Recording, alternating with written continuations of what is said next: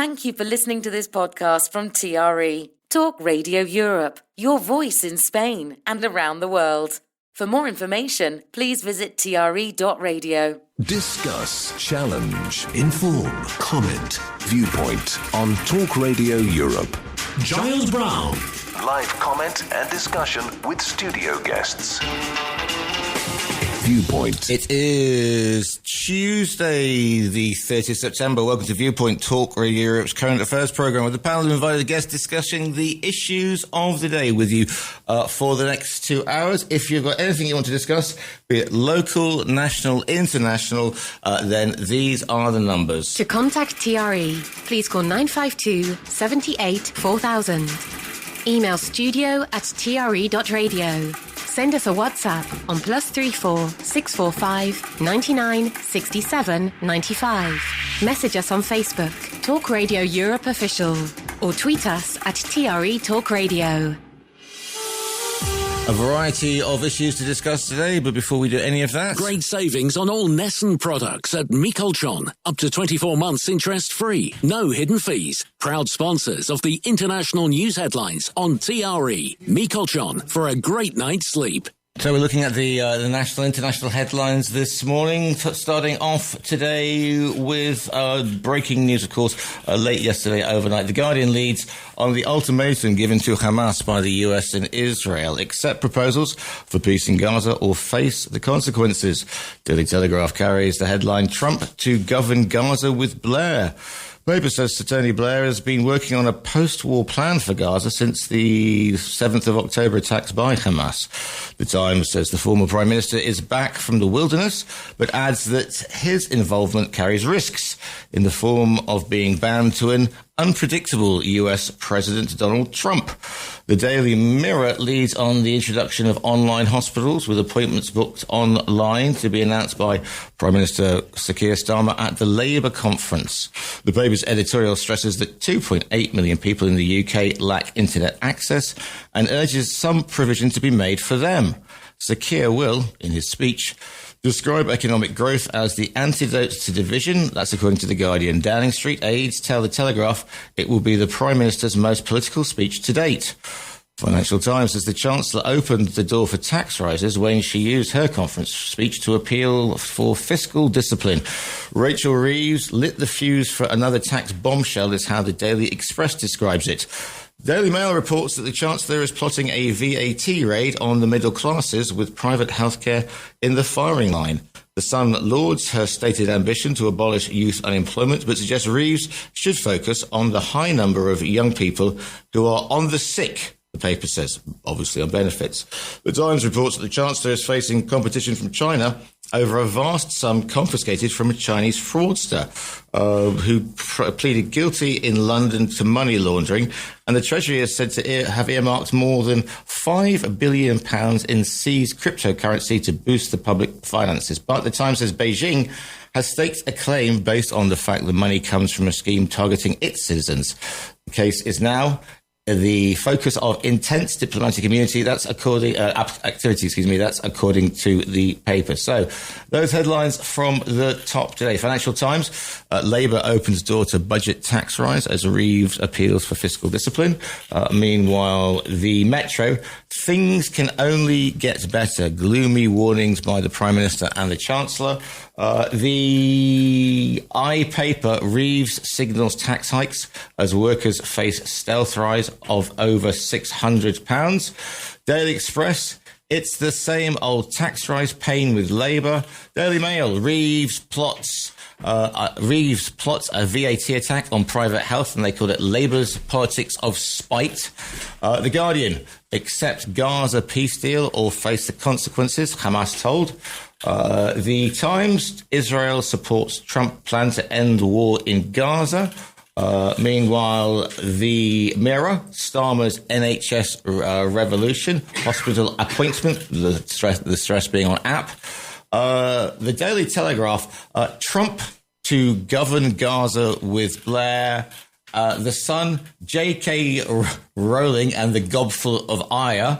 This is an ongoing dispute between Harry Potter author J.K. Rowling and Emma Watson, who played Hermione Granger in the films. And finally, Daily Star. Daily Star says that Sir Keir Starmer will use his address to attack Reform UK leader Nigel Farage, and it says Keir tells Farage, "Fork you, Nige," Starmer's rallying cry. And those, for better or worse, are your headlines on this Tuesday, the 30th of September. To contact TRE, please call 952 78 4000. Email studio@tre.radio. Send us a WhatsApp on +34 645 99 67 95. Message us on Facebook, Talk Radio Europe Official, or tweet us at TRE Talk Radio. If you want to get involved with the poll on Facebook that we're running today as well, go to Talk Radio Europe Official. We're going to be talking at some point about digital ID cards in the UK. Are you in favour of them at the moment? 34% of you are in favour. 66% of you are not. Comments coming in already. You're not backwards and going forwards, which is, that's a big, as the saying goes, that's a biggie. I'll look at that a bit later. As Anxious said to the Bishop, joined in the studio. Well, come on. Joined in the studio by Andres Gallardo. Morning to you, Andres. Good morning, Giles. Good morning, everyone. I hope you're fine and dandy. And sitting next to him, live and direct, it's Alf. To his right. To his right. Absolutely. Or, no, from my to my left. Your left. My left. Everybody's to your left, Giles. Yeah, exactly. Because you're a greenhouse. I'm a greenhouse. It's a conservative. A conservative with a small end. Anyway, Labour Party conference. Alf. Morning to you, Alf. How are you doing? Good morning, Giles. Good morning, Andrew. Good morning. Good morning. Right, then, looking at the comments already coming in, and I think Richard's out there as well. Good morning. For a bit of a tut. Face the consequences other than mass genocide. Right, okay.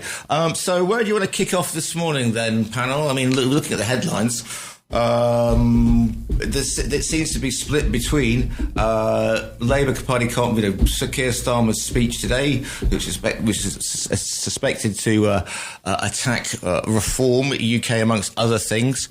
Obviously, there have also been developments in Gaza as well. What do we want to kick off with this morning then, panel? Who wants to go first? I'm sure Alf wants to go first, but I'll go first. Yeah? Well, because all I would say is I couldn't believe that news last night that Trump, cleverly, I think, has now put Hamas behind the eight ball. It's down to Hamas now. It's nothing to do with Netanyahu. It's nothing to do with Israel. This is all about Hamas. You want a deal, you do it now, or else suffer the consequences. That's the third time he said that. Third time we've got to this. So it really is. You're behind the eight ball now. You've either got to put up, or you're going to be shut up. I think the focus is now completely on Hamas. Should have never been out of the focus. I think that was a mistake by the international community to shift the focus to Israel when it should have always been the focus on Hamas. The options here to move forward is that they have to give up the weapons. They have to get those hostages back to Israel, those who are alive, and unfortunately the bodies will have to be returned, and to get out of any political influence in the Gaza Strip. And that should have never been should have never been out of the focus of the international community. The fact that it's now on the table, the focus is back, and it's been backed by von der Leyen in the European Union. It's been backed even by President Sanchez in Spain. I was going to say, which is unbelievable. So everyone is backing this peace proposal that is on the table. Some of the Arab countries, I heard someone saying today, some of the moderate Arab countries. I don't know any moderate Arab country, but then but I know what Jordan will be throwing things at the wireless. And the focus now is to see what Iran will do with this peace deal, because they are the ones that are moving the puppets, and whether they will agree to it or not. But at least the focus is on Hamas. It should have never been out of Hamas, who was the ones who are the seed of the whole problem. And if this goes through, at least we will see some food getting through to civilians, nothing to do with the conflict, and we can move forward. Now, the proposal of getting Tony Blair to be some kind of governor of the area, I mean, I don't know if it's a joke or not, but it seems to me it's a joke. But anyway, listen, the most important thing is that there is a peace proposal on the table, and from there we can build some kind of peace. Let's hope that this is a way forward, rather than because if it's not, the consequence of that, it'll be brutal for Gaza, because I think Israel will say, okay, you had your chance, you had your peace proposal on the table, you said no, now, Netanyahu said it yesterday, they will finish the job. And that's, nobody wants to see that. And I think we've got a slight problem, because everybody's going to go overboard about, this is the solution, this is the way forward, and nobody's looking at, but what are the hurdles? What are the rest of the hurdles that everybody's got to overcome? The first hurdle, in my view, for Hamas is going to be that they're going to be exposed, because there's always been a view that Hamas never really knew where all the bodies were, and I say bodies in the politest terms. When they took all the hostages, it wasn't just Hamas. It was small groups of people in Gaza who took some of the people away. Whether they were dead or alive is irrelevant. But Hamas is now going to be exposed, because if they can't, because the head count by Israel is specific. There are this many people still to be returned home. And if Hamas can't produce those bodies, that's the first question mark over them. The second question mark, or the second issue for Hamas, and with all due respect, moderates in the Middle East is about the Middle East. It's not about what you and I think about what are moderate people. Saudi Arabia, Qatar, those sort of countries want peace in the Middle East. As far as from there, you talk Yemen and you go, what's Saudi Arabia getting involved in Yemen for? Because that's what they're saying is, we want peace in our region. So they are the moderates in their region. They are the ones who are suppressing the extremities. And sometimes you have to give to them. I'll come back on Blair. Right, going live to the lines we go. Morning, caller, you're live on TRE. What's your name? Where are you calling from? What's your viewpoint, please? Hello, Giles. It's Jason. How are you? Morning, Jason. I wasn't going to call, but I was respectfully outraged. What's the gentleman's name on the panel? We've got two. Well, I know there's Alf there. But what's the gentleman? Andres, Alfred Andres today. It's the 18. I want to respectfully disagree with you there, and I think you should rephrase this. Israel should take the consequences or else. And I hold Hamas and Israel with equal disdain. So I'm not taking sides. Two wrongs don't make a right, as they always call it. I'm on the side of humanity, okay? What started off with this appalling taking of the hostages then evolved into something else. So what you're saying is not correct, because let's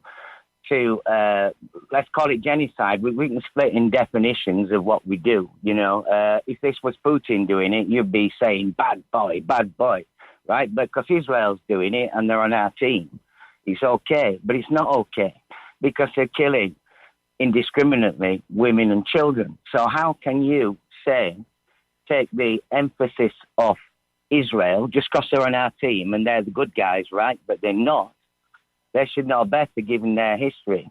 And how can you say it? It's like both sides are wrong. Israel are the ones, even if politicians come out with a rhetoric and never do things like they do with Putin, putting sanctions on and they would enforce the war criminal thing. I doubt they would with this this devil guy that's in charge But of Israel. the thing is, though, I mean, there is an international, a warrant out for him. So, the only place he can go at the moment is basically the States. So but would it be enforced? It would be for Putin. The sanctions went straight away on Russia, harming normal Russian people, just like normal Israel people are innocent in this. They've just got a lunatic Zionist that doesn't represent the people, right? That is cruel, right? So don't tell me the argument comes away from him, because that sort of gets Israel off the hook. What they've done is in my opinion, genocide. And many people are saying the same. So why can they do what they want to do and Russia can't? What's the difference? Everybody's just as bad as each other. No, everybody's just as bad. Surely this proposal, do you think, Jason, is going to help clear the way? Well, I just don't know with this guy. I mean, this guy is just not. He's just cruel, isn't he? I just think he's broken the agreement that was made many years ago for Palestine, for people to live there. Was it the United Nations? And they resettle people. He just does what he wants. Jason? And he can, because he's a nuclear power and he's got big friends. Thank you.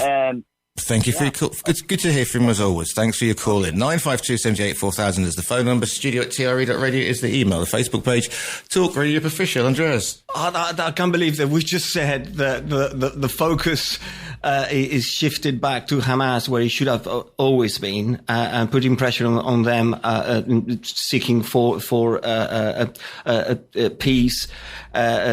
Peace for their own people, and the first caller we get shifts the focus back onto Israel. No, Jason didn't do that. Jason didn't do that, and he never does it. Andreas, Jason said quite clearly, I'm on the side of humanity. I blame both parties. So he's not agreeing with Hamas or Israel. He's saying both sides are wrong, and it needs to be sorted out. So I listen to Jason carefully, because he comes on almost every week with the same line. I'm in favour of dealing with humanity. So everyone is in favour of dealing with humanity, Well, Netanyahu doesn't appear to be. Netanyahu doesn't appear to be. Putin doesn't appear to be. You can go around the circle. Hamas doesn't appear to be. There's a whole pile of these things about what humanity is. Humanity it's a strange word, because it's a mythical word, isn't it? You can't put a finger on it and say this is what it means. Humanity is about one person caring about another person and not poking them in the eye and not disrupting them, and living in harmony and all of those sorts of things.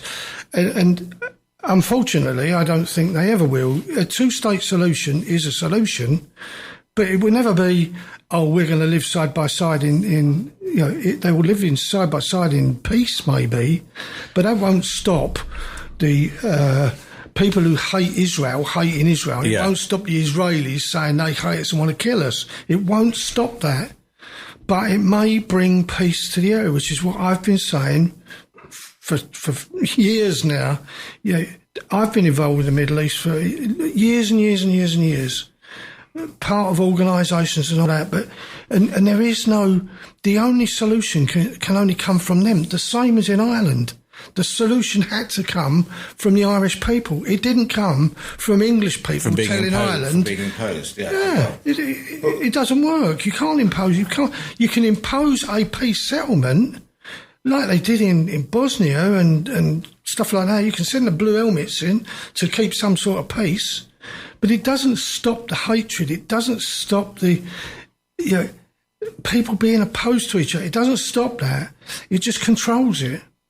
And so what we're seeing with this, which is why I'm saying they've put Hamas behind the 8 ball. Yeah. Because they are the ones who have now got to proceed into a position that says, OK, we want to live in peace. Their motto is, we want to kill all the Israelis. So you've got to move them one hell of a long way from their position of, we're going to kill all the Israelis to, OK, now we're going to live in peace. You yourself are now defending what Israel is doing by just mentioning what the motto of Hamas is, which is to kill all the Israelis. So that in itself is saying that what the Israelis are doing are defending themselves, and that's what it disagree with that. I don't disagree with that.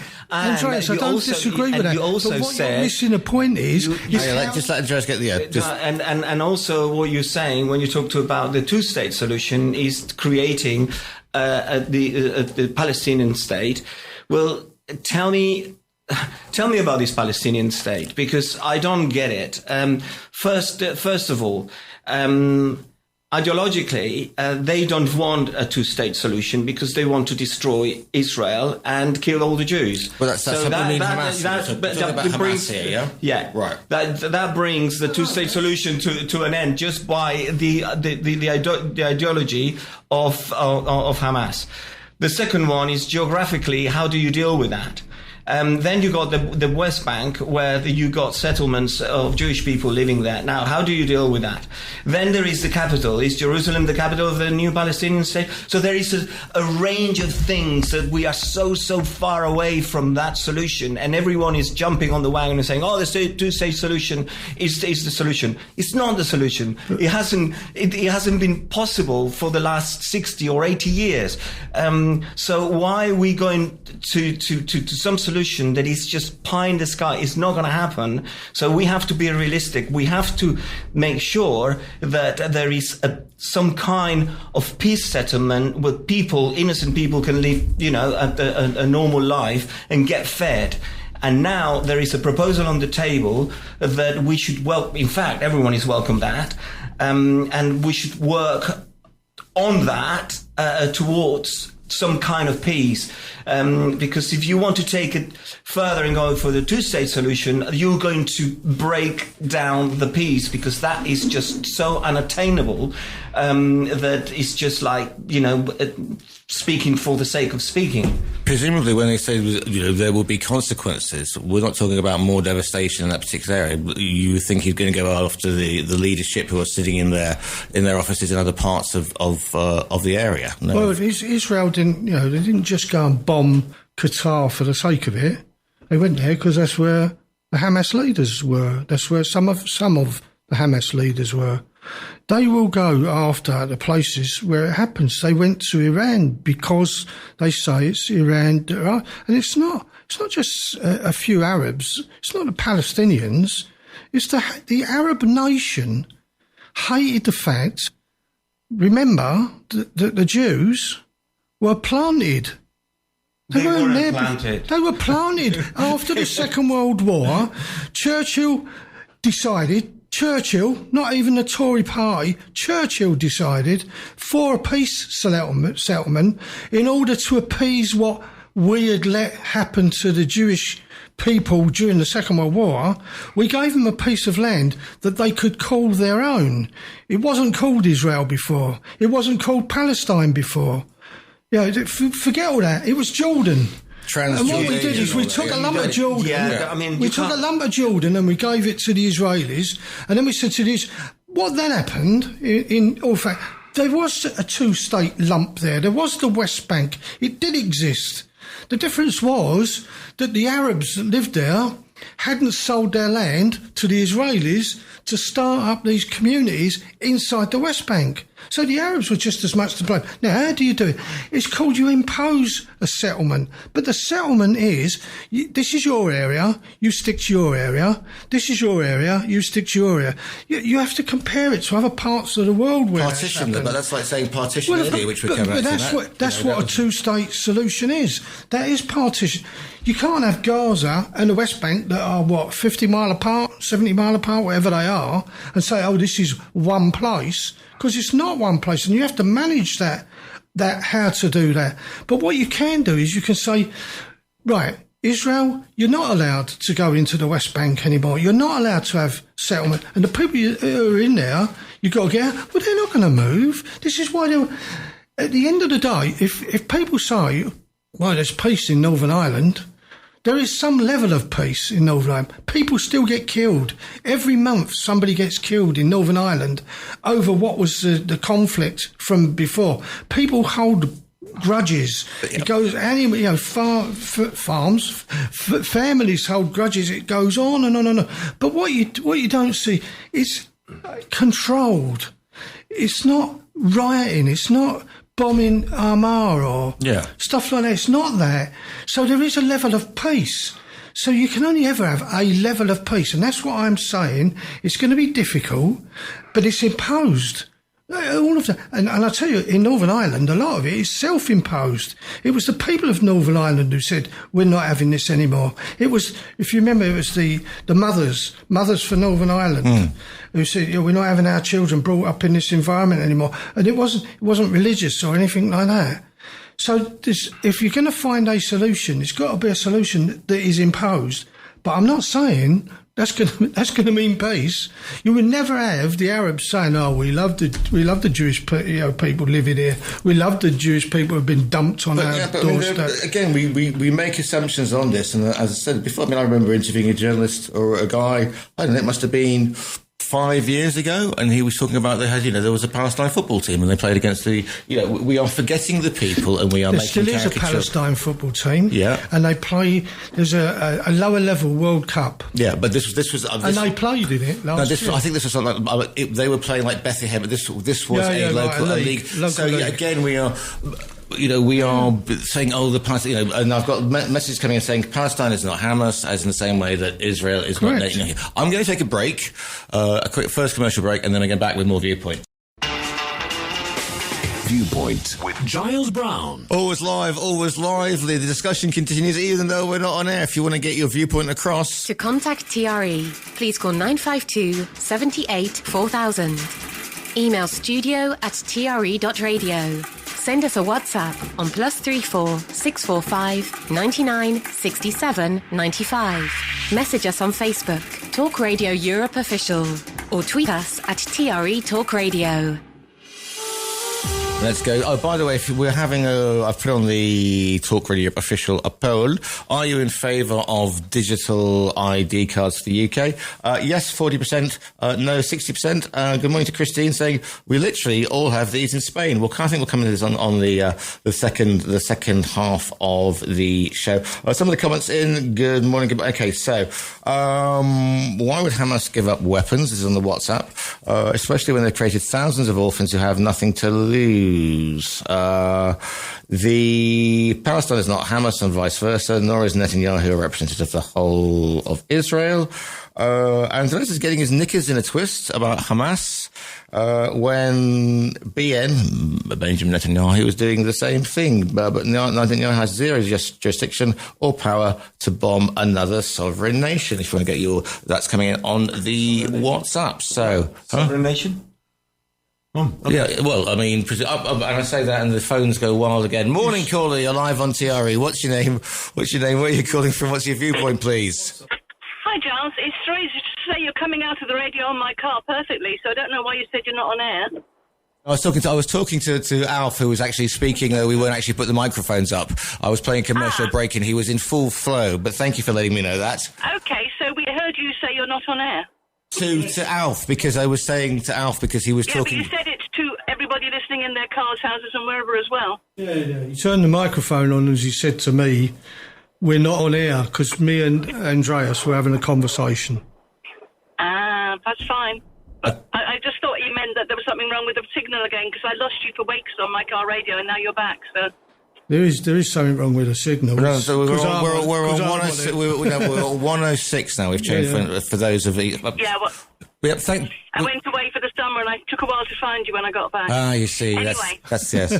But you found us eventually. Bye. Thanks very much for calling in there. 952 78 4000. Yes. Okay. Thank you. Yes, indeed. Right. So we're on air. Okay, we're on air. Well, I'll shut up, Ben. I haven't got any air, so I'd like to come back to the bit about Tony Blair, because there's this unfortunately, Blair ended up with, it's not unfortunate because it was the way of the world.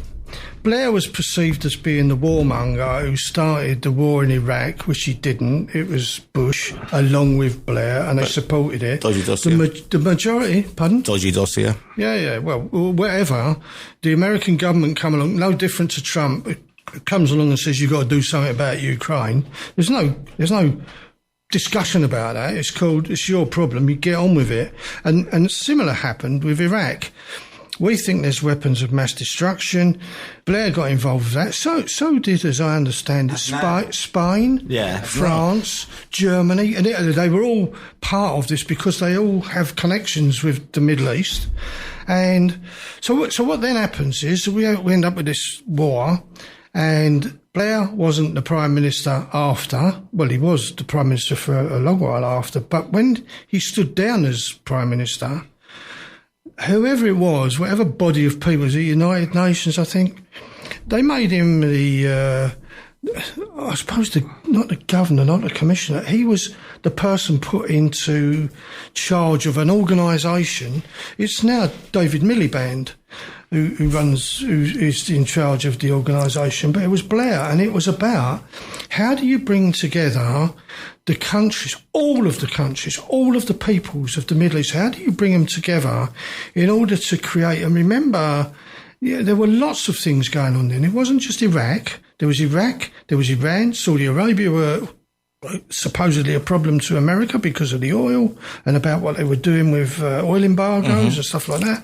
And then you had Gaddafi, and you had all. It was an absolute hodgepodge of problems. So Blair comes along and he's put, and somehow or other, I mean, forgetting the fact they took out Gaddafi and a few others, he created an organisation where at least the Arabs were talking to each other, because that didn't exist at one stage. Saudi Arabia they talked to Qatar, but they didn't talk to Iraq. They didn't talk to the new Iran. Right. So he was put in to create that understanding. Now, just understand when we're not talking about 5 minutes ago, and Blair's been involved on the fringes of most of this international stuff since then. 30 years ago, Blair was the person who was doing this in the Middle East. 30 years ago, Netanyahu was the Prime Minister of Israel.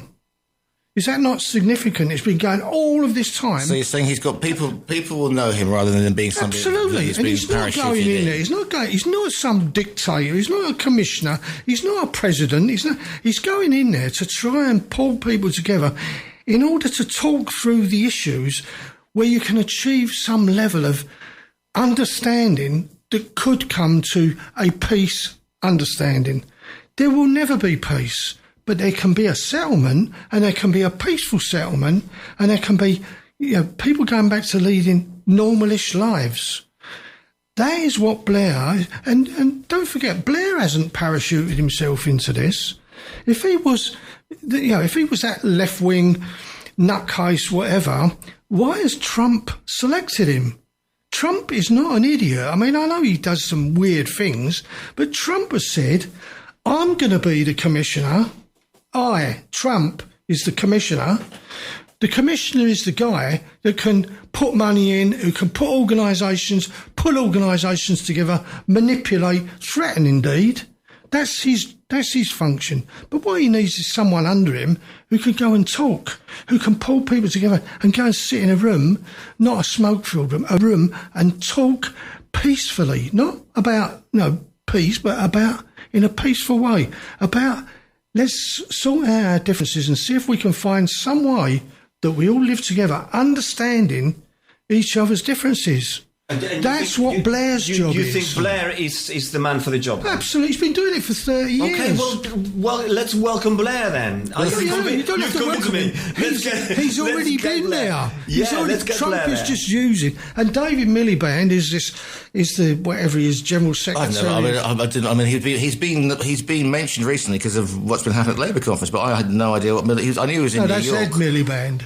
Oh, right, sorry, excuse me. David Miliband is the General Secretary of the International, whatever it is, who works with the United Nations. Look, Alf, if you think that the move of placing Blair to be some kind of nexus and a peacekeeper and everything, and that's going to work, I will support it.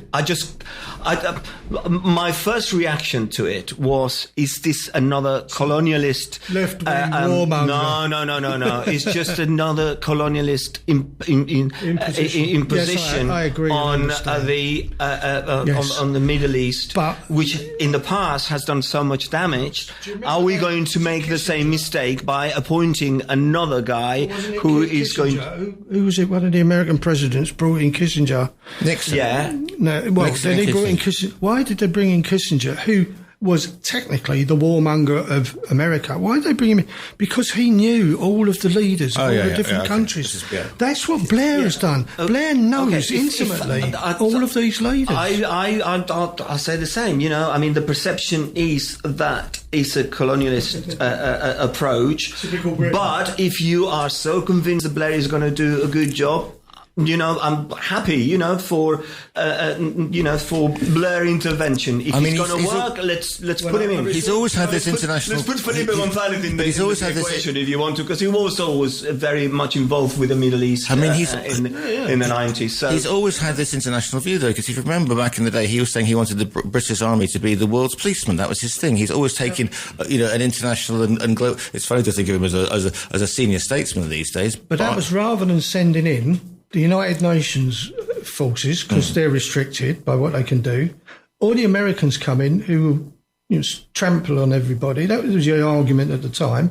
Or any of the other, Russians or whatever, who would come in and who would be, this is us.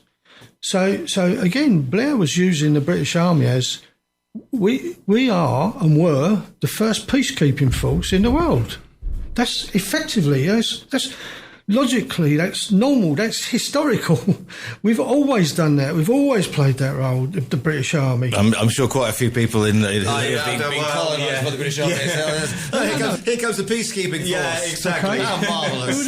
Who were the first one? When they created the blue helmets, the United Nations, nearly all of the commanding officers of all of the different bits were from the British Army.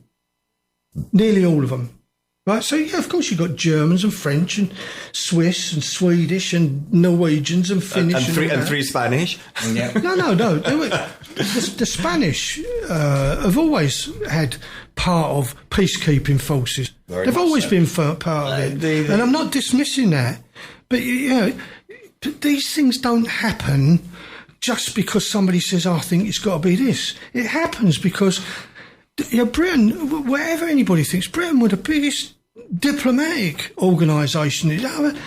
Sure, I'm not talking about in the in the year 2000, but in the 1950s and 60s and 70s, after the Second World War, Britain were the biggest of the diplomatic ones. They were the ones who were keeping, what's happening with Russia. Well, Kennedy, you're not going to push a button just because you don't like the Russians. It was British diplomats who were involved in loads of this. Why do they send them if they're of no consequence? They didn't do very well in Vietnam in those days. The British weren't involved in Vietnam. No, I know, but you said they were the diplomats who were keeping the peace around, and but America wouldn't listen in Vietnam. Happy to disagree with that. Yeah, but they wouldn't let Britain get involved in Vietnam. No, Britain wouldn't. No, diplomatically, that is. And Wilson could never get stuff. Yeah, exactly. Thank you. Right, therefore. And they're calling this the border peace, this thing with Tony Blair. Do you think this is going to be another nail in the coffin for the United Nations then? Because they're setting up these boards and they're going... No, because one of the things that Blair will do is, the first thing he'll do is he'll be involving most of the United Nations countries who want to be involved. It's a bit like... these things don't just pop out of the woodwork. Oh, I've had this brilliant idea. The coalition of the willing that Starmer set up, it wasn't Starmer's idea. This is European countries who say, look, we can't do it for the European Union because we'll all be ham-tied. We can't do it with America because they'll just impose their wishes on us. We can't do it with this. We can't. So what we're going to do is we're going to try and create How do you involve Canada, Australia, South Africa? How do you involve them in a coalition of the willing on an issue that's Europe? Well, they have. And they have because they talk to world leaders, and world leaders understand Australia ain't stupid. If they're not part of the Northern Axis, what's going to happen when China try and, and they don't do it by sending tanks into Australia. They do it by cyber attacks. They do it by intelligence stuff. They do it by infiltration. They do it by all manner of things. And Australia need Britain, Canada, South Africa. We all need each other just for that. That's not about tanks or missiles or anything like that. That's about how do we know that the Chinese, well, everybody's saying these drones or whatever they are in Denmark, and everybody, 99.9% of the world go, oh, that's Russian based. Yeah, so how do we know that? Because we have intelligence that we share. It's not because somebody says, oh, I think it's this, or Denmark have said they've accused. It's because they network their intelligence. You might not tell everybody your secrets or all your secrets, but you will share intelligence. Just want to catch up on some of the bits and pieces, though, for this thing. Some of the news is Hamas is apparently considering the Trump peace deal. The Trump peace deal, I feel a Nobel Peace Prize coming on, in good faith. No, because it's perfect for him, because Blair does the hard work, right? If it all goes proverbial up, then he goes, it was not, it was the limey. And if it goes well, guess he's going to be standing there and, going, exactly, that's the cunning plan. Right. No, it can't be a cunning plan. It's not Blackadder. Well, yes. I'm glad you got the reference right then. Some of the key proposals are an immediate cessation of military operations, the release within 72 hours of the 20 living Israeli hostages, and the remains of more than 24 believed to be dead. Hundreds of detained Palestinians and the remains of other Gazans are to be released by Israel. Hamas will lay down its arms and will have no role in governing Gaza. Once the sides agree to the proposal, full aid to be immediately sent into the Gaza Strip. That's quote unquote. Future governance of the Strip by a, here we go, technocratic, apolitical Palestinian committee. Technocratic, apolitical Palestinian committee. So what's the acronym for that? I'm not sure yet. We'll have a look and I'll think about it in a minute. By an international board of peace headed by Trump, and including Tony Blair and other leaders. Plan leaves the door open for a future Palestinian state, although Netanyahu ruled that out yesterday. What's to dislike about that? Can you find any holes on that? On that? Well, the future. Yes, there's no recognition. The future Palestinian state, which is there was no recognition of a Palestinian state, and Netanyahu said, "I would never ever agree to that." So that's one thing that strikes me. Put all the fences up. There are still loads and loads of fences that are going to get in the way. It's about how do we compromise on those. Is there a possibility of compromising on some of those issues? Could there ever be an area that's called Palestine, but it's not a state? Well, no, it's not. It's not going to happen. Not because of Palestine and not because of Israel. It's because the rest of the world. It's not so much that there shouldn't be or should be a Palestinian state. It's the demands for the Palestinian state are not going to be accepted by Israel, because that implies the destruction of Israel. Unless the solution contemplates that the Palestinians respect the state of Israel, which at the moment it isn't, it's not going to happen. And then the geographical situation there is not very easy to manage. The capital is not something that is going to be agreed by Israel. For not only political reasons but religious reasons. Or the Palestinians, they both claim Jerusalem.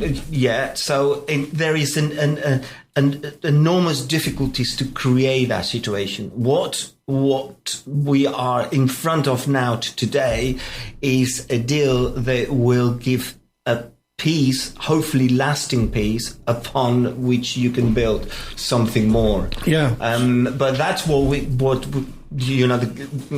everyone involved should be focusing on is building upon a peace deal that is doable. Because everything that I'm looking at on those points that you just read out, Giles, all of those points, they're all doable. They are all doable. So let's do it.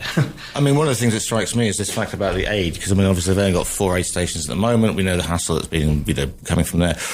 It's going to take a huge. I mean, if you want to have some sort of peace in the Middle East, you are going to have to rebuild that section, but not in the way that people are, that certain sections are saying it's going to be the Riviera of the... And you're going to have to put the infrastructure back in, and you're going to have to put the education of these young people. Here's you hit the proverbial nail. If you allow... I don't think that's the equivalent in Spanish. I know some of them, not all of them.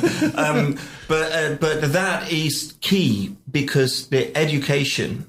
and from here onwards, has to be of mutual respect, and that is something that is not in the education system now for the majority of Palestinian children, where they not for Israeli children, but they are taught at an early age. You will have to put an infrastructure. So there has to be a very just go back to an important impact on the Trump's education first system. term of office? So. Trump's first I do, and I'm going to. But I've just remembered. What I've forgotten about is my ad break. So back after this. Let's get them. Viewpoint with Giles Brown. Always live. If you want to get your viewpoint across to today, these are the numbers. To contact TRE, please call 952 78 4000. Email studio@tre.radio. Send us a WhatsApp on +34 645 99 67 95. Message us on Facebook, Talk Radio Europe Official, or tweet us at TRE Talk Radio. And I've been sent a poll here saying that people are sending us polls everywhere. Exactly. I asked for a large check. I got a small poll. So meanwhile, excuse me. I got a poll being sent in. This is about Trump possibly winning the Nobel Peace Prize. Thank you. It's saying this is in Polymarket. Sudan's emergency response something or other. 24% on, apparently. Okay. Also, Yulia Navalnaya, of course, 9%. The Médecins Sans Frontières is on 6%. Donald Trump, 4% of winning, and Greta Thunberg currently sailing the ocean blue, last I heard. She's on 2%. Thank you for that. Talking about polls, if you want to get involved with our... No, if you wish, in the second half, we're going to be talking about ID cards and what it means. So I've been asking if you are in favour of digital ID cards if you're in the UK. Currently, we have a split of, we're straight down the centre, 50-50. So go onto Talk Radio Official, cast your vote, and I'll read a couple of comments out of as well in the second half of the show with the poll there. I'm joined in the studio by Andres Gallardo, and in case you hadn't mentioned, Alpha's with us as well. So just going back to what we said, yeah. Trump's first term of office, because this is where I agree with Andreas. There's these people from a distance who don't quite understand what's going on, who come up with these solutions. So if you remember, Trump came up with this solution about Jerusalem. They'll build a new city. As if Jerusalem is of no consequence to them. Remember, both sides claim Jerusalem as their capital. Both sides claim it as their religious home and all that. So, and you remember they built the new American embassy on the edge of the West Bank. And they were going to build the city to make it the new capital. And you go, it never happened, of course it would never happen, but this is what happens when you get things like the Trump knee-jerk, let's say this. What's happening at the moment on this thing, it's a wish that there can be some sort of level of peace. But if you look at all the things they've put into place, and Andreas is quite right, it's very difficult to argue against any of those 20 points. It's called just get on with it. the complication is it's not for us to get on with. It's not even for the Israelis to get on with, or America, or Blair, or anybody else. Correct, it's for Hamas to agree with, and that's going to be the difficulty. Just want to talk, we've got a WhatsApp here, thank you for that one, I'm not sure who it's from, but someone should point out to the panel, so that'll be me pointing out to you two, by the way. Okay. Yeah, don't point at me, it's rude. I'm not, I'm just, that Hamas charter does include recognition of an Israeli state. The panel should look at what the Likud party charter states on a two-state solution. The concern is that both the US and Israel never honour agreements. So why should Hamas agree, as once the hostages are handed over, it will most likely be curtains for Gaza? Okay. And I've got to stop calling you Elf. What call you Alf? Elf. No, National Elf. National Elf. So, where weren't we? A well-liked person, right? Maybe. So, okay, that's why, because we're calling him out. So I've got Samuel L. Jackson saying, "Go on, do it one more time." Melon Farmer, not the actual words. Right, 2 minutes of the first half, and the second half we're going to be looking at the ID question. Because many of us are asking who on earth we are, as well as I suppose we can look at the Labour conference. It's been quite interesting. And if you support Reform UK, are you a fascist? We'll answer that in the second half. Andreas. No, I was going to say, having Alf here talking about the Labour Party conference could be quite enlightening. Again, just to finish the first half on what I said before, I mean, this peace deal that is on the table is welcome. Difficult for me anyway, to criticise. If that is agreed and put in place, we might see some kind of peace starting in Gaza, some food getting through to the people who need it, and that's what I would like to see. As real people say, we live in hope. We live in hope. But up to today, or yesterday when the announcement was made, I couldn't see the end to it apart from total destruction of Gaza. So basically, just to have a little bit of hope that a peace settlement may be in place soon. It's a positive thing. I'm just looking at the positive here. I know that you're the guy who sent the WhatsApp was saying if they agree to that, it'll be the end of it and all. But it's just looking at the negative. And I like to look at the positive. And in that sense, the what's on the table that was put yesterday, great. And if it works, and they want to give the Nobel Peace Prize to Trump, just go ahead and do it. The important thing is that the peace settlement is reached, and then we can move forward. 952-788-4000 is the phone number. If you want to get, by the way, you can't leave. I know if you call Stephen Ritson, you can WhatsApp Stephen Ritson and leave audio messages. I can't play out audio messages from the studio, so I can only take memes or GIFs, or you can just send me it, but don't send me a voice message because I can't read it on, or I can't listen to it on +34 645 99 67 95. Right, we're going to national and international news, and then we'll be back for the second half of Viewpoint here on TRE Talk Radio Europe.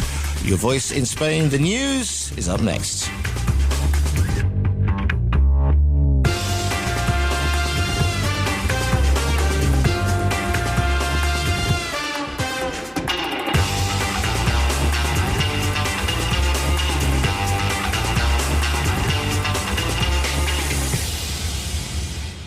Talk Radio Europe. Your voice in Spain. Discuss, challenge, inform, comment. Viewpoint on Talk Radio Europe. Giles Brown. Live comment and discussion with studio guests. Viewpoint. And welcome back to the second half of Viewpoint here on Talk Radio Europe, your voice in Spain. Talk Radio Europe's discussion show with a panel of invited guests going through the issues of the day. If you want to get involved with the show, to contact TRE, please call 952 78 4000. Email studio@tre.radio. Send us a WhatsApp on +34 645 99 67 95. Message us on Facebook, Talk Radio Europe Official. or tweet us at TRE Talk Radio. Yes, indeed. Just to let you know what's coming up later on today on TRE Talk Radio, Your Voice in Spain. Follow me, Stephen Ritson, as always, with Europe Today. Selena, it is Animal Day today, Animal Talk, but at 3 o'clock, worth the price of entrance alone. I would say that's Selena with the Lifestyle Show. Hannah is away. However, Anna is standing in for her, of course, so that's with TRE in the afternoon before Howard Brighton comes back. A safe pair of hands with Spain Today for an hour before a repeat of Viewpoint. If you missed it or you want to listen to the best bits over again, don't forget you can listen to between 7 and 9. Don't forget also there are myriad ways to listen to TRE here. You can listen via the website on tre.radio. There's an app for it. There's an app for everything these days, and we are no exception. Purely go to Talk Radio Europe, wherever you get your apps from, and we shall pop out. You can carry this show around with you and hear my and Alf and Andres' dulcet tones through the day. And if that's not enough to send you thundering towards your app store, I don't know what isn't. Right then, looking at some of the bits and pieces coming in. I've got the poll. The poll is still running because we were talking about digital IDs. I think we'll do it now because are you in favour of digital ID cards from the UK? At the moment, yes, 58%. No, 42%. So, Andres, you wanted to talk about digital ID cards, and so therefore, you sounded a bit worried there. What I've noticed is how he's been shifting the poll, your Facebook poll. I mean, yeah, and from in favour, against, and everything's quite interesting. Quite interesting. Well, we have our moments, Andres. The key thing in the question is the word digital. Yeah. Because as your listeners will know, in Spain you have to have an ID card. It's compulsory from the age of 14. I say compulsory from the age of 4 then. From the age of 14. Up to the age of 14, I think your parents' ID represent you. At the age of 14, you have to have your own. And it's quite, for a Spanish person, I mean, I remember when I was 14 and I had my first ID card. It wasn't quite an exciting event. Having to go to the police, you take your fingerprints taken. And then your experience of going to the police station is entirely different to my experience of going to the police station, Andres. That's all I can say. I knew you would say that. You say. Anyway, so eventually they give you your final sort of ID card, a physical one. Yeah. And you it's compulsory to carry it with pride for the first 6 months. You were in school going, mira. Yeah. Of course, when you're 14, I used to show it to everyone. Look, I've got an ID, meaning, I'm an adult now because I've got an ID card. So after 6 months, the novelty wears off and then you use something to carry in your wallet. It's compulsory to carry it at all times. Yeah. I'm not going to ask you if you've got yours on you now. Don't worry about that. Look, it's here. I've got it here. It could be, yes. Yeah, I just produced it for there you go, those of you who don't have a camera. Exactly, yeah. It's something that is for us is normal. And if you ask a Spanish person and you tell them, the British don't have an ID card, and the first thing they'll say, really? And how do they manage? That's the first question. Anyone, just try it. Go out in the street and try it. And tell the Spanish person that the British don't have an ID card, and they'll be shocked. One of the things that, of course, it is quite interesting because there has been a pushback against this. One of the things, and Sam has sent this in on the Facebook page, which says the situation in Canada, because people are worried about what the digital ID card. That's what I said at the beginning. The key word here is digital. So let me just say what Sam's very kindly sent in. He said he's looking at Canada, right, involving the freezing of bank accounts. It's a stark example of how digital IDs and financial systems can be leveraged for control. In 2022, Canadian government invokes the Emergencies Act to quell the Freedom Convoy protest. Okay, this is right. So the key aspects of the actions were emergency powers, Trudeau's government. Financial measures. Banks were empowered to freeze accounts without court orders, something we're quite used to in Spain, actually, to be honest with you. Controversy and criticism. The move was criticised for potentially infringing infringing on charter rights and freedoms. And the legal fallout, Canadian court ruled the government's actions unreasonable and prompting an appeal from the government. So implications for digital ID and control, surveillance and financial leverage. Digital IDs can be tied to financial systems, which can enable governments to exert control. Such measures highlight the risk of government overreach and erosion of privacy. And they say they can silence. This is going to empower governments to silence dissent by strangling financial lifelines. It's a descent into I can never say this word. Authoritarian darkness.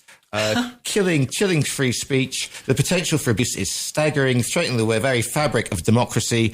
This should never be allowed to happen. Safeguards against such overreach are essential to protect individual rights and liberties. If you're an autonomo in Spain, have a small business, you are used to getting your financial stuff frozen, and that's just how Hacienda are up to. But that's the courts as well.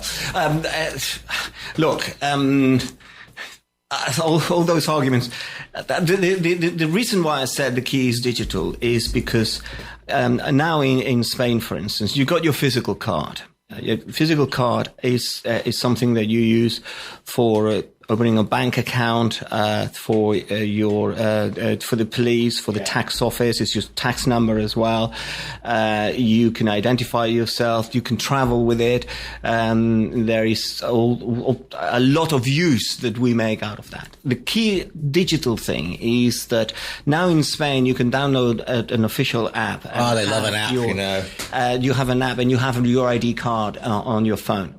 What they've done that because a lot of people who didn't want to carry the physical card, they would take a picture of it, and then if you stop by the police, you show a picture of your ID, but the police wouldn't accept that because that could be tampered and so on. So they found a way of saying, okay, you can digitalize it and carry it in your phone, so you don't have to carry your physical one.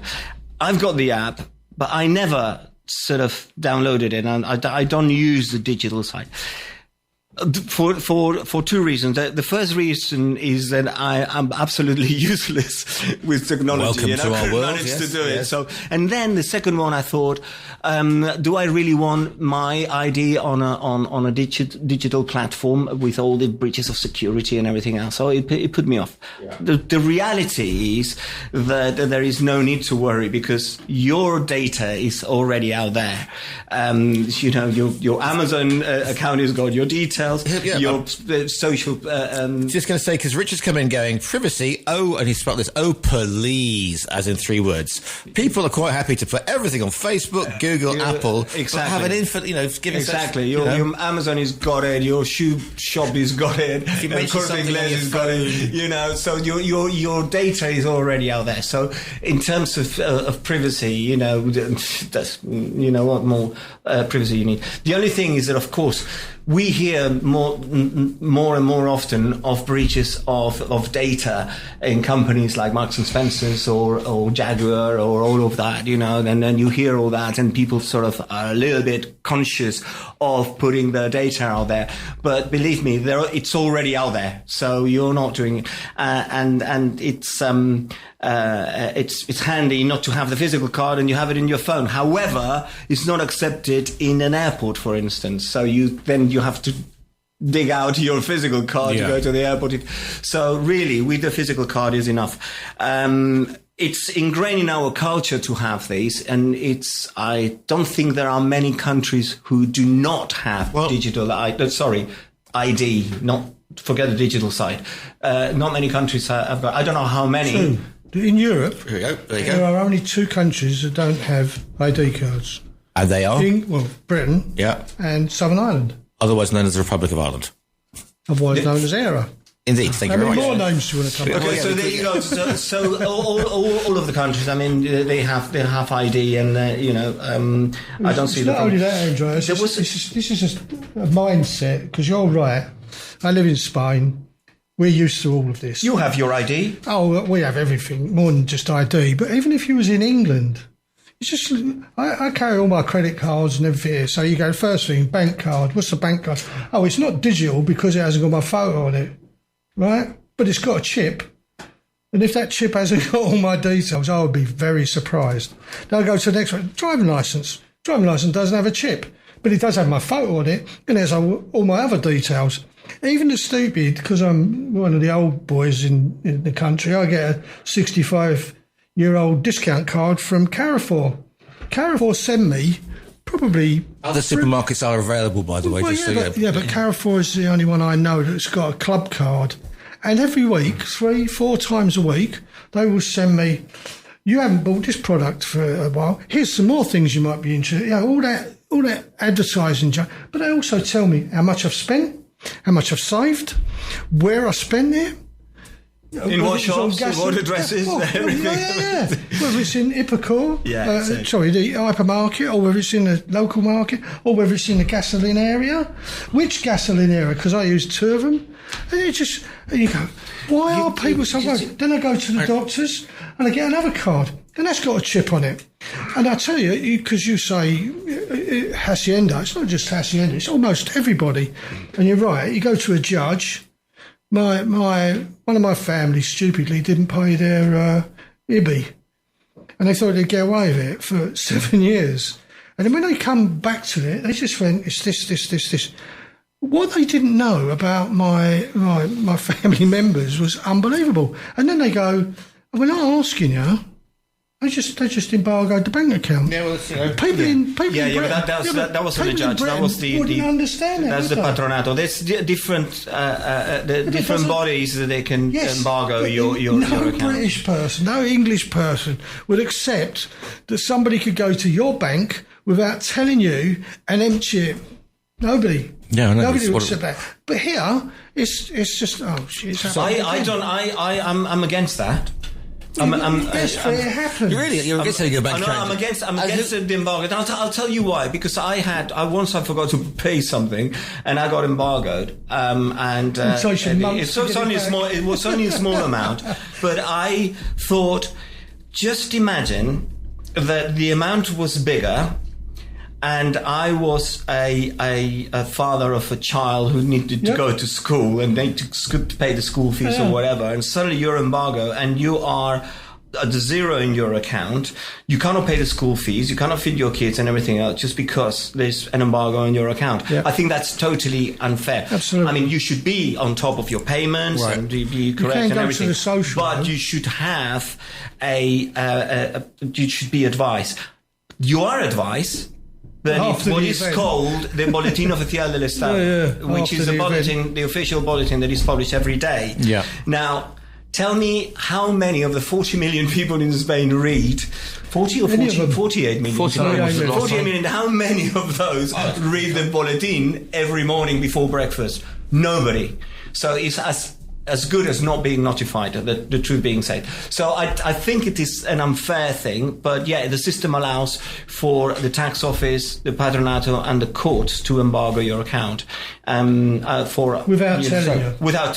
Telling you through through a channel that you're not going to find out. So back to especially if you're a foreigner. Exactly. Right. So back to the main of the point before we go and have a rant, because there's just one more point quickly that I want to make on the ID. There was an attempt by your friends at the Labour Party in the 90s to introduce the ID card. I was in the UK at the time, and I remember saying, why they have so much objection to it? Because I find it so natural.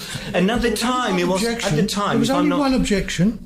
Only one. The cost. It's against my human rights. There were no other, and I'll tell you for why. Because my mate was the Home Secretary. My mate was the Home Secretary. Alan Johnson, my mate, was the Home Secretary. He was on the telly just on Sunday with Kunzberg or whatever it is. And they showed the clip of him holding, he was at Paddington, I think, holding the card up when they tried to introduce it. But I remember, because it was Blair's government, and it was it was Gordon Brown's government, I think.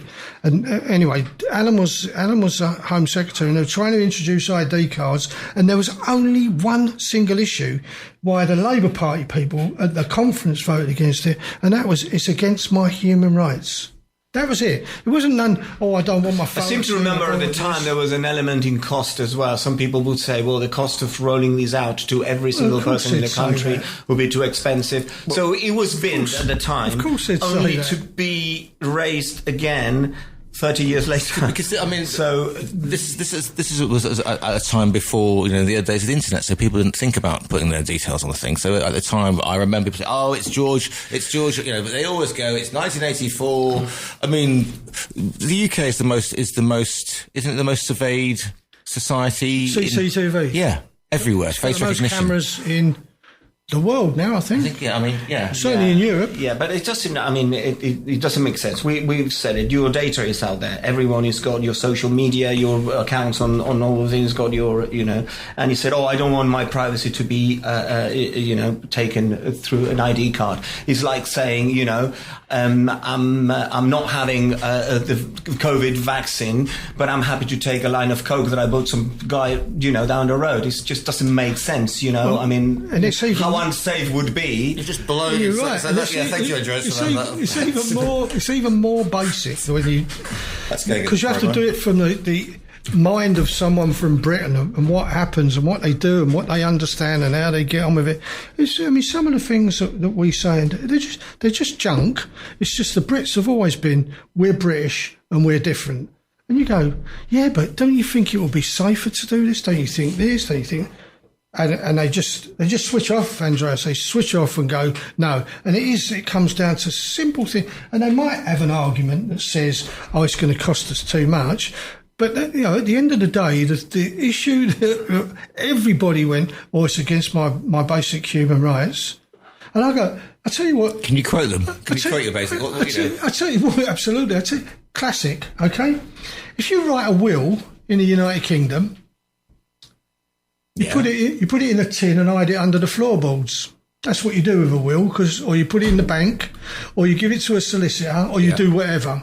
Over here, what happens? You write your will, it gets sent to the Bank of Spain, and it's on record forever. Centrally held, so any will you write goes to the Bank of Spain in Madrid and is held there on record. You can't do that in England. You lose the will in England. It's probate and called those 20 years before you can get any money because I didn't know that. Right. About the will. I haven't got a will, so that's probably some of you haven't even got away. Don't worry about that. Now, moving swiftly onwards, I've been sent... Exactly. I've been sent... Thank you, Tim, who's sending me a picture of J.D. Vance and President Trump at that scene from Goodfellas saying, and then Starmer said, digital ID will stop the boats coming. Which, yeah, exactly. So while we... Really? Listen, there's one thing. Right, let's go and slash a boat. That's a deterrent. Yeah. Let's talk to the French about stopping them at the beach. That's another deterrent. Let's have a go at the people transporters. That's another deterrent. Transgender, not transporters. Transporters. Transport. It means the gangs. It means the gangs. Oh, sorry. Gang trans. I thought you meant sorry. I was miles away. The gangs. Transporters is a new word to me. I'm not sure how much influence transgenders have on people crossing the boats, but yeah. The people who what are they called? People traffickers. Transporters. Then there's ID cards. There's another deterrent, and then we're sending them away to a different country. It's another deterrent. Put 40 deterrents in. Do you know what? It's illegal in the UK to kill somebody. Has it ever stopped it? No. But the law says you can't kill anybody. But you put deterrents in to keep it, So instead of everybody wandering around with machetes killing everybody every day, it reduces the number because there are deterrents that are put in place. Traffic lights are a deterrent. Road traffic things, the speed things. Bollards. Are deterrents. No, the yellow lamps are flashing when you go too fast. Felicia they're beacons. Deterrents. They don't stop people speeding, but they're deterrents. If you speed and you get caught, you pay a fine. So much of what we do, if you can pass whatever laws you want, but unless there's somebody there enacting the law, they're just a deterrent. They're just a knowledgeable thing. So much of what we do is a deterrent, and the ID cards, to be honest, is another deterrent. What would be the biggest thing? What would be the biggest thing is getting hold of the companies who employ the people who shouldn't be employed and dealing with them. So when you saw in one of the southern England towns, they went after all the Eat Me, is it, whatever, Feed Me, the motorbike guys with the food on the go Just and they Eat. go into the town centre, yeah. and all of a sudden there's 50 motorbikes laying on the floor, and they've all run away because we all know they're illegally working. But they never went to Eat Me or whatever and said, right, now we're doing you. Alf, you can't say that the ID card is going to be a deterrent when a lot of the countries with ID cards have got the same problem with immigration. Similar. Or very similar. Spain would be the great example. We've got an ID card, we've got a problem with immigration. With boats coming through, so the same kind. You have a problem and with all of you have people coming over on the ocean. You have people coming. You don't have as many. We're not talking about a couple of thousand people here. 400,000 people, the new Home Secretary saying that she's looking to deport out of England. 400,000. Yeah, but that's not, not they haven't come 5 on, or 6. They haven't come on boats. No, only 30,000 immigrants into the UK came over on a boat this year.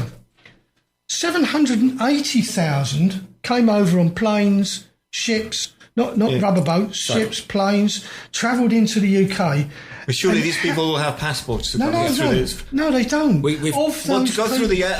go through the airport, you need to have Indians. I've said this on air loads of times.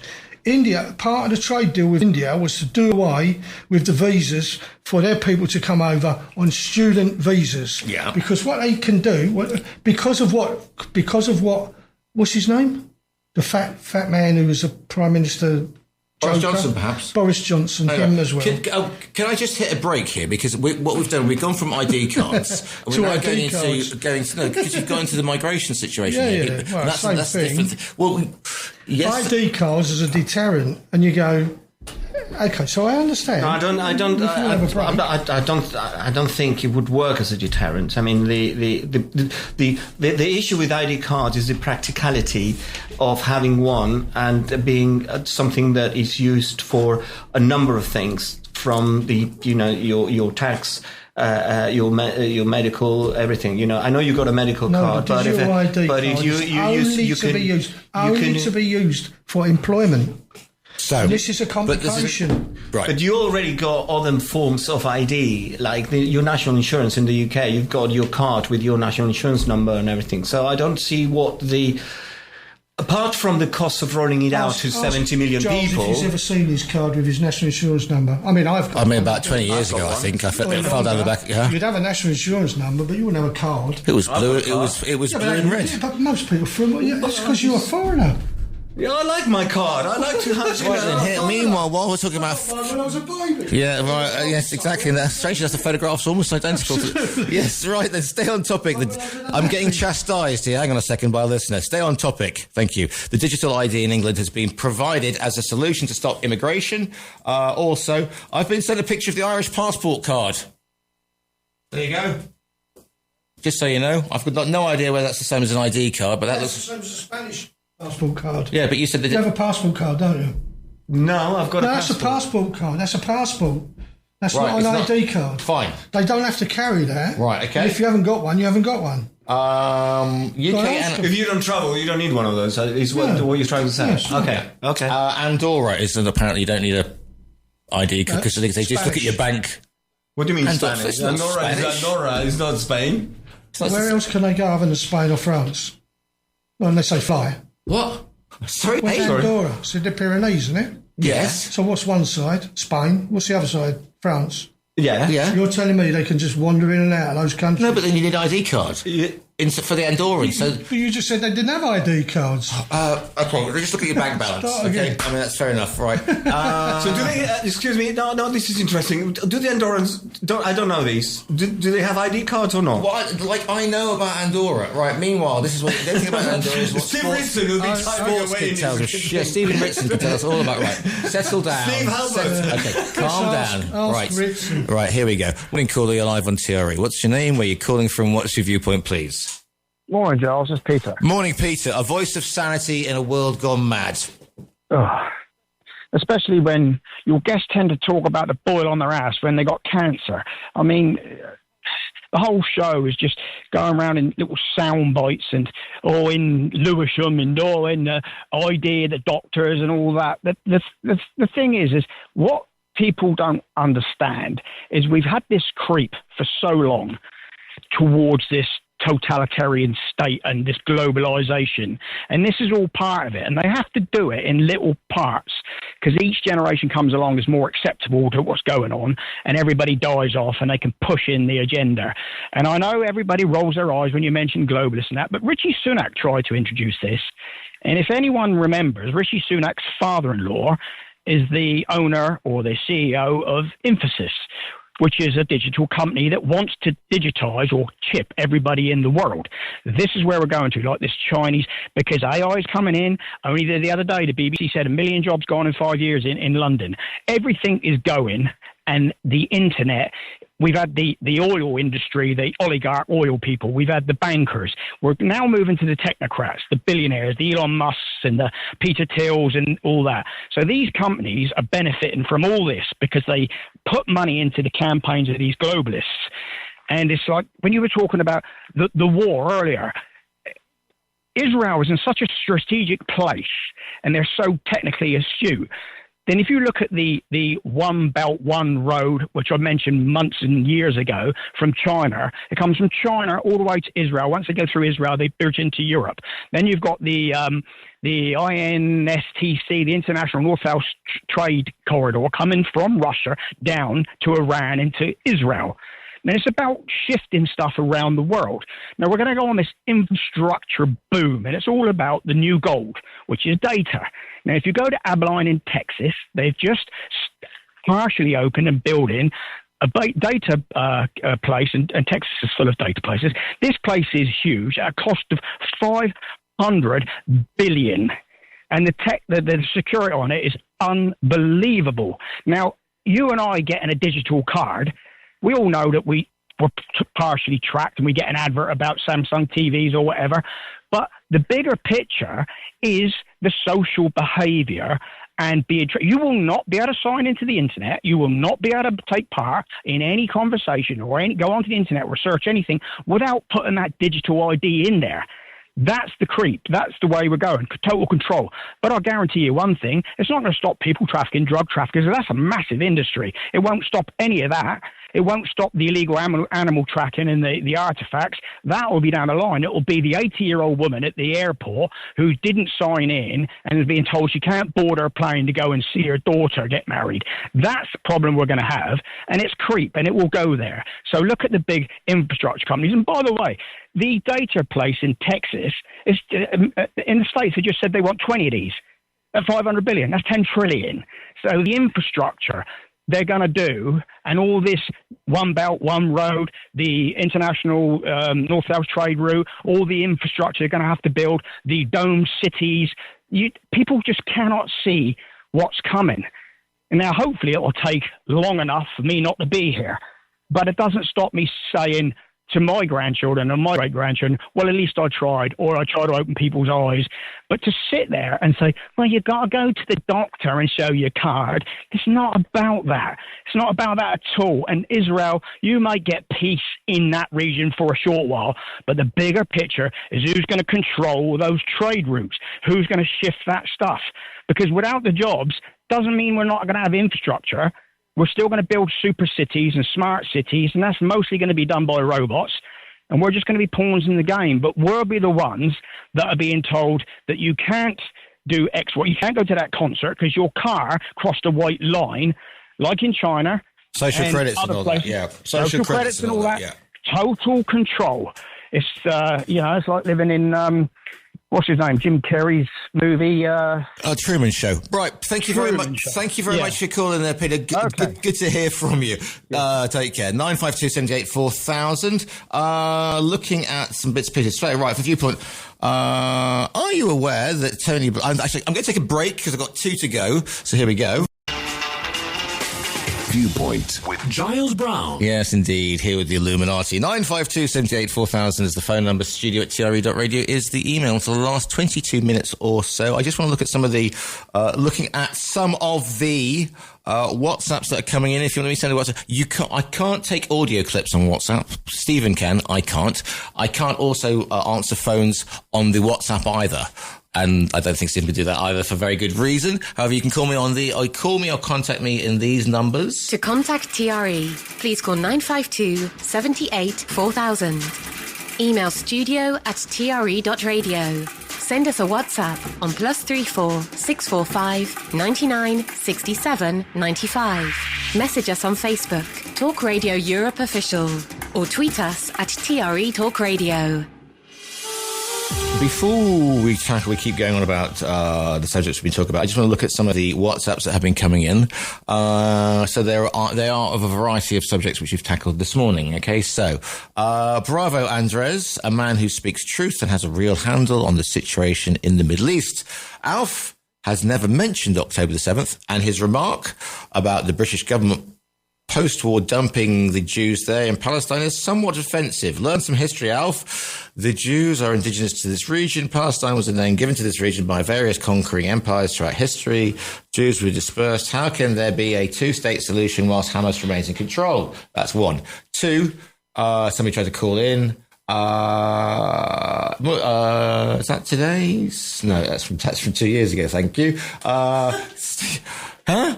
Yeah, no things pop up, and that was 2 years ago. But anyway, Stephen Ritson has replied, panel. Okay. So, ready for this. In Andorra, right, there are custom. I think Stephen. I think he's got one of his many houses there. There are custom. You have to be very rich to buy a house in Andorra. I'm telling you that. I once had a conversation with my accountant when I was living on the lake, and I said, if it gets any worse, I'm going to put a shed on the back of one of my 17-foot boats, go out into the middle of the lake and declare myself an offshore financial centre. And my accountant said, in your case, that is a good idea. Right. So in Andorra, there are customs checks, mainly for goods like tobacco and alcohol, which are cheaper in Andorra, but there are no routine immigration checks for travellers arriving from Schengen countries. Fine, but that still doesn't seem to be about ID cards. Do you need ID cards? That's what we wanted to know. Yeah. Steve, Mr. Ritson to you. Mr. Go to Google. Yeah. Do they have ID cards in Andorra? So, which we don't know. Right. Meanwhile, Tony Blair is going to make millions on the implementation of the Brit card. Okay, fine. I'm not sure how we got Tony.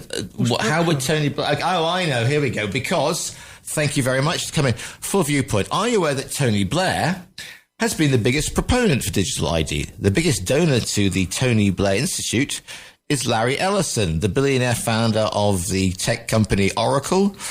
$130 million donated, 240 million pledged. Are you also aware that the company Multiverse, who operate in the tech AI jobs field, is substantially owned by Ewan Blair, around about 50%, which is worth about $2 billion? Was that the one they found slumped on the Leicester Square? Anyway, it's a big... You remember that. It's a big club, and we aren't in it. This is the same club they beat you over the head to comply. For your information, Ewan Blair is Tony Blair's son. Yes, I know, but he was the one who was found... Yes, and of course there were Jews who lived in the Middle East. Yes. I'll come back because people criticise. I was just going to finish off the only 3 minutes WhatsApps before you... Sorry, I thought you'd finished. Right, you took a breath. I took a breath. Andorra does not have ID cards. Meanwhile... Thank you. That's all right. Bloomberg reported that the project had not started and no funds were raised to meet the project's initial $500 billion budget. Market uncertainty, American trade policy and AI hardware valuations caused delay, according to a Bloomberg News report. No national identity cards in the Principality, passports, driving licenses in Andorra, and most commonly used for identification. When visiting France or Spain, a driving license may be accepted. We do okay, and here's something. Is that Richard sent me something? But I'm not sure if that's actually just now it's come in. And I'm trying to read it. I'm trying to do what Stephen Ritson does, and I'm failing miserably. So we shall go. So there was no state of Israel after the Second World War. Back onto that one.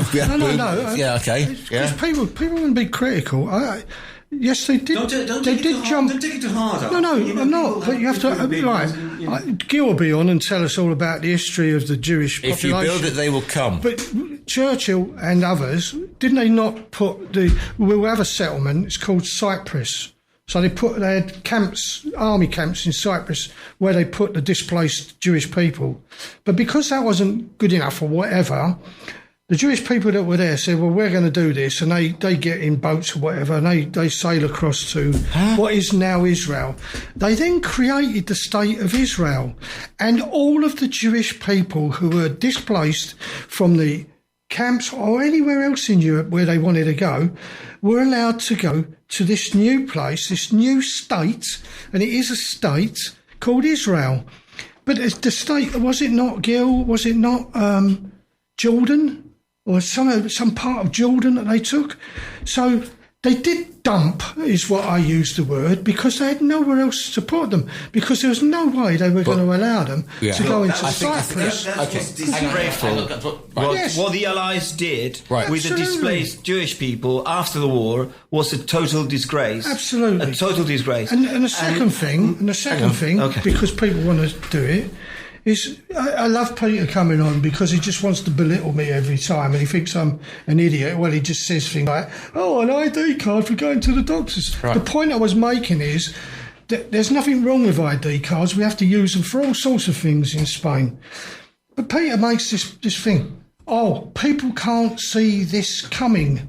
People can see this coming. That's why there's all the concern about people seeing this coming. Yeah, but what they can't do is they can't understand how they can influence it or stop it. That's what people can't do, and I keep on saying it.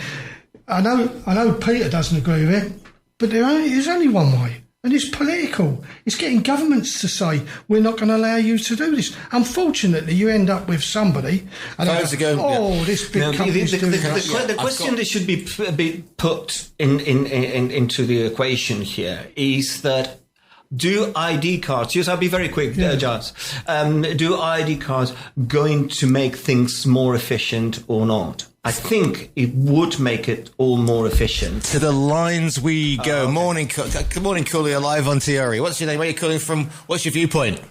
It's Giles from Caltech. You see, if you say the name, he'll turn up. I heard my name, so I thought I must call, but I missed most of the program because I teach from home, so sometimes the students want this hour, so I have to give in. Anyway, there's a lot of history. I don't want to go through it, but just to make a few comments. Jews always lived in what today is Israel continuously in the past 2,000 years since the Roman times, but as a minority, sometimes as a minority, and somebody else's rule. Okay, not as an independent state. Okay, so people did live there. Now, if you regard, let's say, indigenous people, those who lived, let's say, before the 20th century, before the Zionist movement, okay, then yes, there are Jews who are more indigenous because they lived like previously. But amongst the Palestinians, it's the same. I mean, there were Arabs, so those who are ethnically Arabs who lived in the country before the 20th century. But most of the people we call nowadays Palestinians emigrated to the country between 1920 to 1940, when the British ruled the country, because they were looking for work. Very few Palestinians, those who call themselves Palestinians, so they are indigenous, okay? It's not as if they say, oh, we lived here for generations. It's simply not true. And you can tell it because, people have visited the Holy Land over the years. Mark Twain visited the country in 1867 and claimed in his book that the country was empty. The book is called... Maybe they just try to hide from him, Gil, probably. Pardon? They're probably just trying to hide from him, Yeah, I know, yeah. But there are many people. I mean, there was a Dutch monk who wrote a book called Palestina Illustrada in 1714. And he actually lists all the different communities in every town in Israel, yeah? And he mentions Jews and Christians, and they say there were very few Muslims. Most of these were Bedouins, people who are nomad passing by.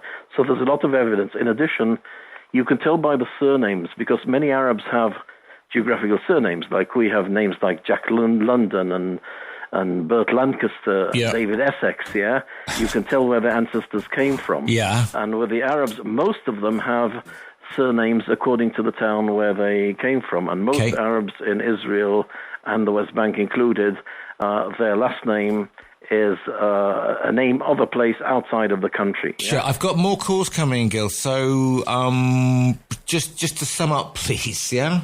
Yeah. So to sum up, I'm just there's this concept as if the Palestinians are the indigenous people, and the Jews somehow arrived from Europe, and took that. That's just not true. Okay? Thank you very much for your call in. Good to hear from you as always. There you go. If I said you could call your name and he's there. Meanwhile, back on the other line. Thank you for waiting, Jason. I've only got a little time, so do you have the floor? Really quick then. Yeah. So I'm not as articulate as Gil, but what I would say, I do know in the Bible it says, "Thou shalt not kill." So, and that includes what Israel's doing. In Palestine, Hamas are just as bad, betraying the Quran, but both are really betraying God. And there's no articulate argument against that, because thou shalt not kill. But that's not what I wanted to speak about, Giles. The ID card, speak really quickly. Was it Peter? Well said, Peter. Very astute, very on the ball. ID cards are not the problem per se. We are sliding down a totalitarian road. Cash will go. You'll miss that just like your knees when that's gone. We've got artificial intelligence, quantum computing on the horizon. We've got surveillance on a scale that's almost George Orwellian. And where we are going is we are losing our civil rights and our freedom, and we are becoming robots. Thank God, like Peter, I'm not a sheeple, I'm still a person. And this is where we're going. And in your cars, the better monitor you're driving to, and you'll get credit scores on your insurance if you're a good driver. They'll be in your car, right? Where does it stop? What happens is you forget where you come from, and you end up this artificial robot on a wheel going round and round, just a commodity in a society, and then you're done. Because once we get to that stage in our evolution, right, there's no way back. Jason, as always, good to hear from you. Going to commercial break and then back for more Viewpoints. Viewpoint on Talk Radio Europe with Giles Brown. Into the last 7 minutes of this morning's Viewpoint. Excuse me. Let's have a look. Let's go to the poll, shall we? Are we in favour of digital ID cards in the UK? 60% are saying that you are in favour of digital ID cards, and 40%, strangely enough, saying no. Meanwhile, any agreement that Giles has to avoid any religious aspects of the game has to be technically beneficial business deal for both parties. Thank you, Richard. The line was flashing, but then it wasn't. So just looking at any point. Just looking. Okay, so Netanyahu said the IDF will remain in most of the territory as part of the plan drawn up with Trump, and that Israel did absolutely not agree to a Palestinian state. Thank you, Richard. Also, the commitments here differ considerably from both the Trump and Netanyahu's subsequent interpretation of it. I'm sure that if Senator Stephen, because he will go through this like the fine brain that he is, while mine is a bit like like mashed potato at the best of times. To the lines we go. Morning, Cooley, live on TRE. Just quickly, what's your name? Where are you calling from? What's your viewpoint, please? It's Gil from Calpit. Yes, Gil. Just to correct something. The Bible doesn't say do not kill. That is in the King James translation, and it's a mistranslation from the original. The original says, thou shalt not murder. And that's the difference. Occasionally, you have to kill because you have war, you have to fight against evil. It's sad, but that's reality. Thank you for that one, Gil. Thanks. Thank you for the callers. You see, that's St. James. That's his thing. I'm always accused of murder. What? I'm always accused of murder. Right, fair enough. It's called the English language. Yeah, you're murdering the English language. Well, that's King James I, and the 6th of Scotland did indeed. Looking at... there's no... Sorry, excuse me, I didn't mean something like that. Meanwhile, on the line, morning, Cooley, live on TRE. What's your name? Where are you calling from? What's your viewpoint, please? Hi, Giles. It's John Rehas. I'm just curious about with your poll.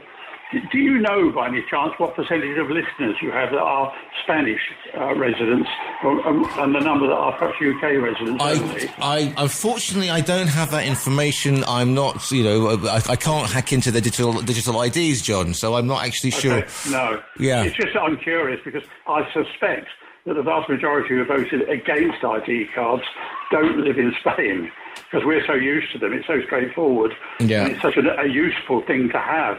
I used to be a police officer, and when I was a police officer, my warrant card was in my top pocket. Whenever I needed ID, warrant card. When I retired, I felt lost without an ID. So I think all those people who are against it, once they get used to the idea, and as you said, I missed most of your program, you said earlier that we're all traceable anyway. Yeah. Big Brother knows where we are at all times. So therefore, an ID card just makes life so much easier. Okay, I'll leave it. That's a good program. Thank you very much indeed. Andreas. The point you just made is just the question that requires an answer is having an ID card, will it make things smoother, easier and everything? The answer, I think, is yes.